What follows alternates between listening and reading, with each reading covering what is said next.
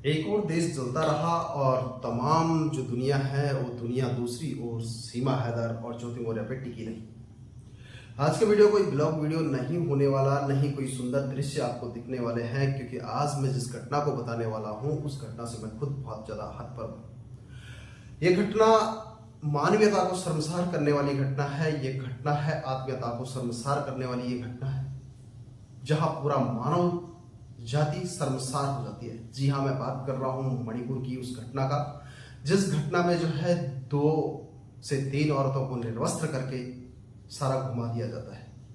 आखिर क्या मानवीयता की जो आत्मीयता है वो आत्मीयता इतनी ही रह गई कि हम समाज को किस दिशा की तरफ ले जाएं, और हमारे अंदर जो कूट कूट कर भरी हुई सोने की चिड़िया के देश को कहलाने वाला ये देश था, क्या ये वास्तव में वही देश है? कभी कभी तो अब शर्म आने लगी है इस तरह के कृत्यों के बाद कि क्या वास्तव में हम सोने की चिड़िया कहे जाने वाले इस देश में ही पैदा हुए हैं? हमारा ये देश वही देश है जिसमें वसुधैव कुटुंबकम की भावनाओं को लेकर आगे बढ़ाया जाता था? क्या ये देश वही देश है जो हमारे पुरखों ने बनाया है? अगर ये देश वही देश है तो फिर इंसानियत कहां मर चुकी है, और क्यों इंसानियत इतनी शर्मसार होने पर बेकाबू है?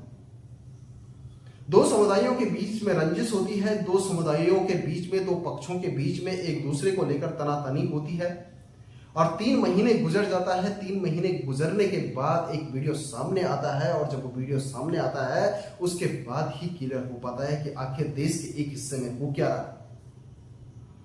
तब जाके पूरा देश उस पर समझ पाता है कि यहाँ पर हो क्या रहा है और हमारे देश के अंदर क्या क्या गतिविधियां चल रही है। ये सब तभी संभव होता है जब एक वीडियो वायरल होती है। तो 3 महीने तक हमारा देश का खुफिया एजेंडा कहां सो रखा था, उस प्रदेश की सरकार कहां सो रखी थी, और हमारे देश की सरकार कहां सो रखी थी, जो हमें एक अपने देश के एक कोने में क्या क्या किया जा रहा है, क्या क्या हो रहा है, जिसका किसी को पता ही नहीं। आज सारी घटनाओं से आप पहले से ही परिचित हैं, लेकिन सबसे पहले सवाल ये उठता है कि हम जिस हिंदुस्तान में जीते हैं, जिस हिंदुस्तान की रीढ़ की हड्डी पूरा विश्व मानता है, क्या ये वही हिंदुस्तान है? अगर ये वही हिंदुस्तान है तो इस हिंदुस्तान में आत्मीयता को शर्मसार करने वाली इस तरह की ये घटनाएं होती क्यों हैं? आज जब इस वीडियो को रिकॉर्ड किया जा रहा है और वो बात जो मणिपुर में हुई है, उस बात को लेकर अपने भी रोंगटे खड़े हो रहे हैं। बेटी पढ़ाओ बेटी बचाओ का नारा इस देश में दिया गया है और लगातार कई सालों से दिया आता है। तो बेटी को पढ़ाना, बेटी को बचाना और फिर उसकी सुरक्षा भी खुद करना, इसके साथ जोड़ना पड़ेगा, एक नारा और जोड़ना पड़ेगा, बेटी की सुरक्षा भी खुद करो। हर वो महिला आज आहत है, हर वो माँ आज आहत है, हर वो बेटी आज आहत है जिसने भी मणिपुर का वो वीडियो देखा। मुझे तो बड़ी अजीबोगरीब स्थिति पैदा हो चुकी है कि मैं इस बात को बोलूं भी तो कैसे बोलूं, और अगर मैं उन विजुअल को यहाँ पे लगाता हूं तो लगाऊं भी तो कैसे लगाऊं, क्योंकि वो विजुअल लगाने लायक है ही नहीं।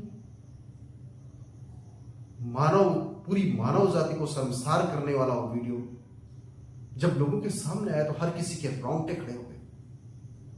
चलो दरअसल बात कर लेते हैं कि मामला क्या है। मामला है मणिपुर का, और मणिपुर में 2 समुदाय, मैती समुदाय और कुकी समुदाय के बीच में एक दूसरे को एसटी एक्ट को लेकर तनातनी। चलो तनातनी तो अपने बीच थी ही, लेकिन उस तनातनी के बीच में वहां पर 3 से 4 मई के भीतर ऐसी बर्बरता होती है कि 3 महीने तक वो बर्बरता लगातार चलती रहती है। कुछ बातें, कुछ वीडियोस जो सामने आए हैं उनसे आप अंदाजा लगा सकते हैं कि वहां पर क्या क्या हुआ, और जो बातें और जो वीडियो सामने नहीं आए हैं वो आप समझ सकते हैं कि जो वीडियोस आपने देखे उनके माध्यम से आप समझ सकते हैं कि बहुत सारा हिडन मैटर भी वहां पर हुआ होगा जिसको आप तक पहुंचे ही नहीं। दोनों समुदायों के बीच में एक दूसरे को लेकर तनातनी होती है और बर्बरता फैलती है, बहुत बड़ा अग्निकांड होता है, और यहाँ तक तो जो भी था एक दूसरे को मार दिया जाता है, एक दूसरे के घरों को जला दिया जाता था। यहाँ तक तो जितना भी होना था वो हुआ, लेकिन उसके बाद आता है बात वहां की औरतों को निर्वस्त्र करने। आखिर मानवीय संवेदना कहां तक पहुंच चुकी है? क्या ये मानवीय संवेदना इतनी है कि हम किसी को भी कुछ भी सजा दे दें, किसी को कुछ भी कर लें, किसी के साथ नहीं? इन दोनों समुदाय में जब तनातनी होती है तो इन दोनों की तनातनी के बीच में जो उग्र आंदोलन होता है उसमें एक बाप, एक बेटी, उसकी माँ और उसका भाई जो है वहां से भागने का प्रयास करते हैं, लेकिन भागते भागते भीड़ उनको ढूंढ लेती है और ढूंढने के बाद जो एक बाप जब प्रयास करता है तो उस बाप को मार दिया जाता है। एक भाई जब बहन को बचाने का प्रयास करता है तो उसको मार दिया जाता है। मारने के बाद जो बहन होती है उसको निर्वस्त्र कर दिया जाता है और निर्वस्त्र करके पूरी परेड करा दी जाती है, 8 से 10 किलोमीटर ले जाया जाता है और उसके बाद उसके साथ गैंग रेप किया जाता है। क्या इस तरह से जो आप चाहते हैं, आप जिस लड़ाई को लड़ रहे हो या एक दूसरे के प्रति जो रंजिश है, तनातनी है एक समुदाय का दूसरे समुदाय के लिए, क्या वो पूरी हो जाएगी? क्या ये सब करने से वो सब कुछ मिल चुका है?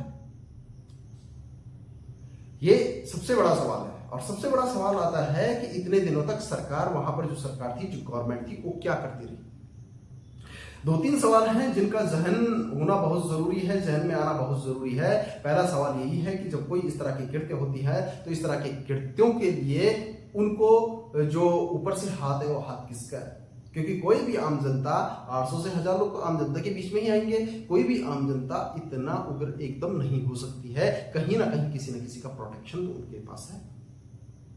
दूसरी बात, चलो ठीक है किसी का प्रोटेक्शन नहीं है, जनता अपने आप ही उग्र हो गई, तो जनता अपने आप उग्र हुई, 1 दिन के लिए होगी, 2 दिन के लिए हो गई, वहां का ब्यूरोक्रेट्स क्या कर रहा था, वहां की जो सरकार है वो क्या कर रही थी?